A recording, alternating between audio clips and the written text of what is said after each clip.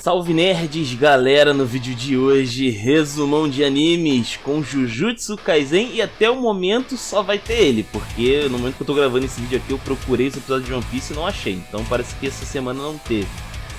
Então eu vou fazer o seguinte, eu vou gravar aqui só o Jujutsu Kaisen, episódio 7, e depois, se for o caso, eu atualizo o vídeo, né, quando eu estiver editando, eu gravo a próxima metade do vídeo, beleza?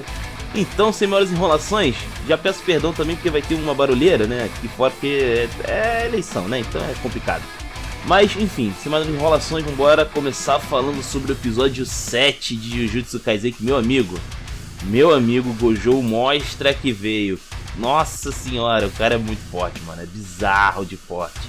E assim, sem desmerecer, né, aquela maldição que tava enfrentando ele, que é o tal do jogo. Mas assim, o cara tentou atacar de todas as formas possíveis logo no início da parada e não aconteceu nada. O Gojo simplesmente tá zoando com o cara, ele não fez nada, ele nem tentou ameaçar o cara em nenhum momento, saca? E assim, ele explica por que os ataques do jogo não estão funcionando, porque ele usou de tudo, ele fez um mini vulcão, o cara tacou insetos explosivos, o cara literalmente tentou tacar fogo encostando no Gojo. Ele chegou aparentemente a encostar no Gojo, mas nada aconteceu com ele, tá ligado? E aí ele explica que isso aí na verdade ele nem foi tocado durante toda a luta. E o motivo disso é o Mugen, que é na verdade ele vamos explicar assim, uma energia diferenciada, né? Onde basicamente ela tá em todo lugar, mas só o Gojo consegue trazer ela à realidade aparentemente, até o momento, né? E aí ele demonstra, né, que aquilo ali é como se fosse um campo de força invisível que fica em volta dele. E ele pode usar também para atacar. E cara, quando ele fala isso, ele ataca. Aí ferrou, irmão. Aí ferrou feio pro jogo. Não tinha muito que ele pudesse fazer, coitado. Ele tomou uma surra violenta. Nossa, a diferença de poder ficou, tipo, evidente, sabe? Ficou evidente ali a diferença de poder que existia entre os dois. E aconteceu que o Gojo dá um chute nele, joga ele no rio, né?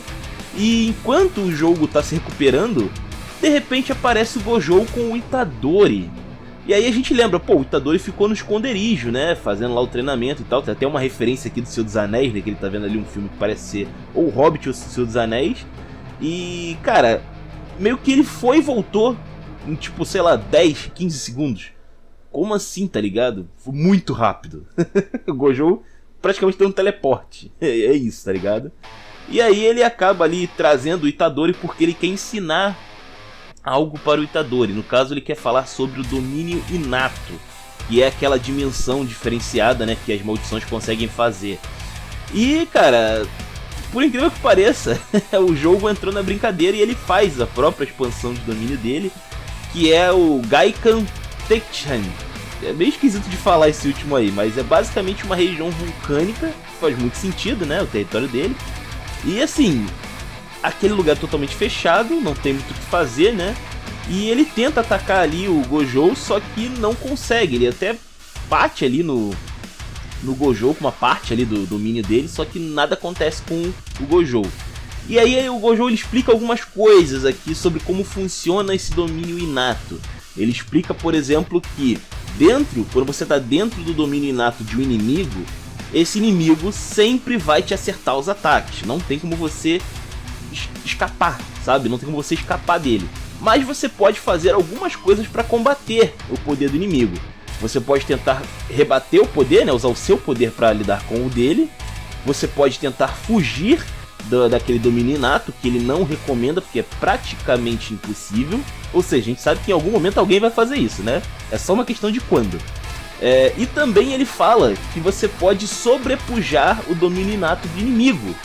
E quando ele faz isso, olha só que louco, ele tira aquela bandana, aquela venda que ele tem nos olhos, que são muito bonitos inclusive, né? Fica aqui o elogio. E mano, o cara cria o próprio domínio inato dele. O Gojo sabe usar domínio inato. E no caso dele é o Muriou Kusho. Mano, parece até o espaço. Na verdade, o conceito ali é que a gente estaria dentro dos olhos dele, né? Mas, cara, parece o espaço ali. É uma coisa muito louca que acontece. O jogo, ele fica perturbado, porque ele tá sendo zoado pelo Gojo o combate inteiro. O cara tá só se divertindo com ele, tá ligado? Mesmo ele sendo muito poderoso, dá pra ver que ele é poderoso, mas isso não significa nada. O Gojo tá só curtindo com a cara do cara e ainda tá usando ele de exemplo. Olha só que loucura, né? Então ele tá pistola, mas quando ele entra nessa dimensão, acabou. Acabou. Mano, acabou total. Tipo assim, quando você tá na dimensão do Gojo, você percebe tudo. Percebe tudo que acontece à sua volta, mas você não consegue fazer nada. É tanta informação que você não consegue agir, tá ligado? O número de informações que você recebe na dimensão do Gojo é tão grande que você fica paralisado. E o Gojo não. E acontece que ele arranca a cabeça do jogo facilmente, né? E aí o capim balançou, né? Ficou perigoso aí. E ele começa a tentar interrogar ali o jogo sobre quem mandou ele, o que ele tá querendo, né? Só que o jogo acaba sendo salvo, né? Porque o Getou e uma outra maldição que tava também com ele, que é o Hanami, ele acaba ali colando alguma coisa para ajudar, né? Na verdade o Hanami que parte pro resgate, porque o Getou ele não tá nem aí, né? E apesar dele... parece que as maldições elas se consideram mais humanas do que os humanos, né? O Getou não acha isso, ele não vê por esse lado, como deixou bem claro. Mas enfim, acontece que esse Hanami tem um poder ali de flores, né? Que ele cria ali um campo florido onde você perde a vontade de lutar. E nesse momento de distração, o Gojo até se recupera, mas o Hanami consegue recuperar ali o jogo e também quase mata o Itadori no processo, né? Só que o Gojo consegue ali salvar o seu aluno. E assim, o Gojo inclusive percebeu que o Hanami ele parece ser mais poderoso que o jogo, o próprio jogo. Sendo que o jogo ele é mais fluente, né? Ele é uma maldição mais fluente. Mas, enfim, acontece que o Gojo ficou interessado, né, nessas maldições, então ele dá um novo objetivo para o Itadori. Ele quer que ele e os outros alunos consigam combater no mínimo essa maldição em um mês, né? No caso o jogo. Eles querem que eles cheguem no nível pelo menos do jogo em um mês. E o que parte do treinamento agora do Itadori também vai mudar. Ele vai ter que em algum momento lutar contra o próprio Gojo. Isso eu quero ver. Vai ser mais uma diversão aí pra gente ver. Bom, antes que termine, né, o episódio, a gente vê o Getou, ele tá entrando em algum lugar ali esquisito. E basicamente ele acaba entrando em uma porta que dá pra outra dimensão. Tem uma praia ali, parece. E tem algumas maldições ali, né? Tem uma maldição que a gente ainda não sabe o que faz, que é meio que um caranguejo, um tipo de bicho do mar, sei lá. E tem um que parece ser uma outra maldição, na verdade é um cara ali, né? Todo retalhado, né? Que no caso a gente conhece como Mahito, aí no episódio. E basicamente depois chega o Hanami com a cabeça ali do jogo.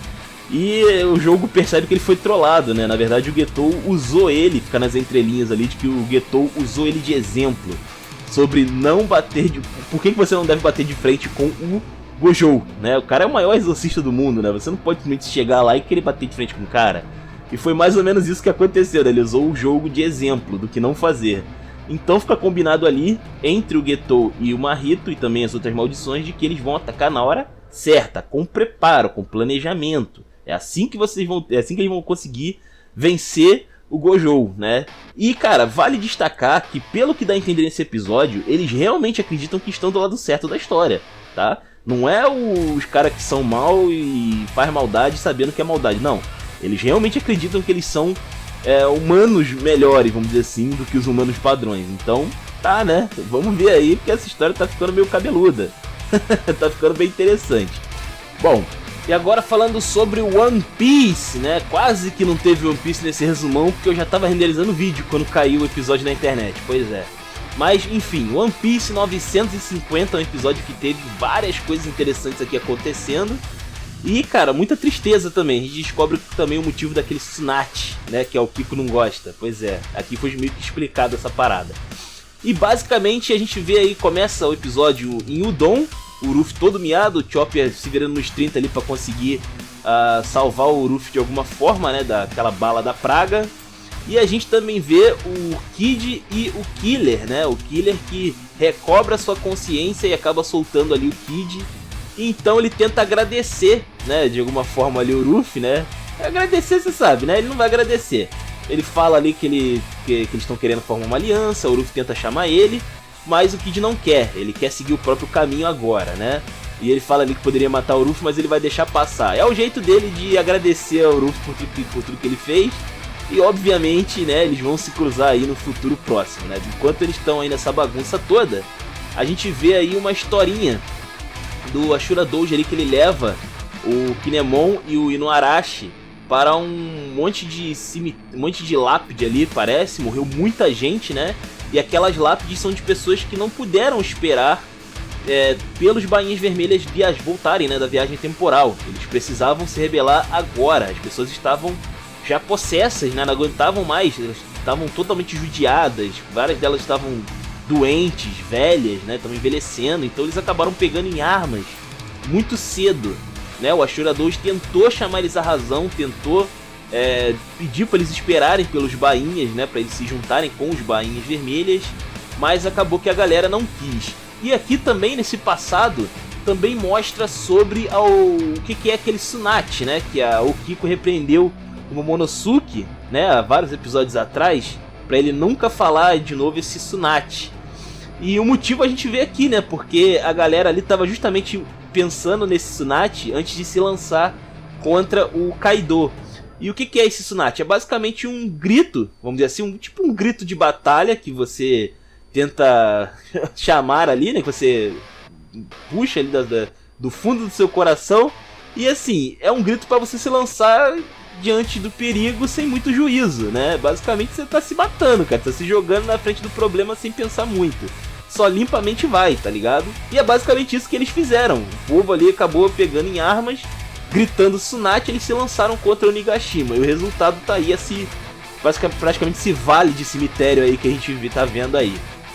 E acontece que no final desse flashback, o Ashura Doji acaba falando ali sobre... vai ficar assim, vai seguir aí então os bainhas em toda essa parada toda, porque ele não consegue dizer não pro Oden, né? O Oden é que ele tá seguindo aí o sonho do Oden, né? Ele tá seguindo ainda a filosofia do Oden.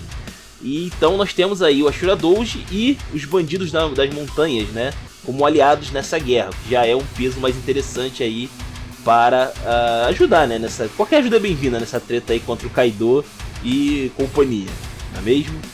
Então a gente também vê, depois aí a gente volta para o Udon e tá rolando uma treta lá, porque a galera descobre que o Ruffy é um pirata. Isso não tava nos planos. A galera tá sendo ali, né, humilhada há 2 décadas por um pirata, e agora vem um outro pirata supostamente ajudando. É óbvio que eles acabaram aí não gostando e o clima mudou em Udon. Se era felicidade no início do episódio, agora é tensão, o pessoal reclamando. Inclusive eles não acreditam que o Raizou, o Kinemon e tal, eles fizeram essa viagem temporal, né? E acaba que, tipo, tá dando uma confusão lá, eles não querem acreditar nisso, né? E aí eles começam a ficar contra o Ruffy e quem tá apoiando ele. Enquanto isso, a gente vê o Ruffy, o Chopper, o Momonosuke e a Otama, eles estão numa parte ali de Udon, que é como se fosse uma caverna ou algo do tipo, né? E o Chopper tá ali tentando preparar algum tipo de poção pra ajudar, né? Algum remédio pra ajudar eles ali. E acontece que o Ruffy começa a chamar o Momonosuke de fraco, de inútil, começa a rebaixar ele, né? E o Momonosuke quase dá uma porrada no Ruffy, né? Só que o Otama entra na frente. E aí quando ele questiona o Ruffy, né? Falando que ele não é nada disso, o Ruffy acaba falando, então vai lá fora, eles querem você, né? Eles precisam de um líder agora, de uma liderança. E é você essa liderança, né? Ele chega a atacar um pedregulhão ali no Momonosuke pra ele sair, né? Lembrando que o Momonosuke nem era pra estar aí, né? Ele entrou meio que de surdina, então a galera lá de fora não viu o Momonosuke até agora. Então o pessoal acaba olhando ali para o Momonosuke. A princípio o Momonosuke quer correr, né? Ele tá com medo ali de encarar aquela galera toda, porque eles não querem ver o Momonosuke, eles querem ver um Oden, eles querem ver um líder forte. E o Momonosuke não se sente forte. Só que quando ele pensa em tudo que aconteceu, cara, é agora. Ele precisa da ajuda dessa galera, sabe? Ele tem que mostrar que ele pode ter essa galera do lado dele, sabe? Ele tem que passar essa confiança de que ele vai liderar eles para a vitória. E ele acaba dando um baita de um discurso ali, um Gomu Gomu discurso também, né? Como eu brinquei no outro episódio. E ele acaba convencendo ali a galera, né? Até o Kawamatsu chora ali no discurso dele, muito maneiro, ele pedindo pela ajuda da galera. E aí ele acaba motivando todo mundo, né? A continuar com essa rebelião. E o Kawamatsu ali no final ele sai de cena, ele fala com o Raizou que ele precisa ir urgentemente visitar um lugar. e que ele vai se juntar a eles na batalha final, mas não fala o que é exatamente, tá? Então fica aí, cara, a rebelião tá como? É mais forte do que nunca agora e o Momonosuke tendo liderança. É legal de ver a postura dele aqui, o raciocínio dele nesse episódio é muito importante. Pra quem já tá acompanhando no mangá, cara, deve ter um momento épico, eu acho, aí em algum momento da história do Momonosuke. Ainda não teve no mangá, mas eu acho que em algum momento ele vai realmente dar uma mitada aí nessa história. Vamos ficar de olho. Então, espero que vocês tenham gostado. Peço perdão aí pelos barulhos que estão rolando nesse resumo de animes. Mas enfim, né? Se inscrevam, compartilhem, deem uma moral no Padrim e falem comigo no Discord. Valeu, nerds! Fui!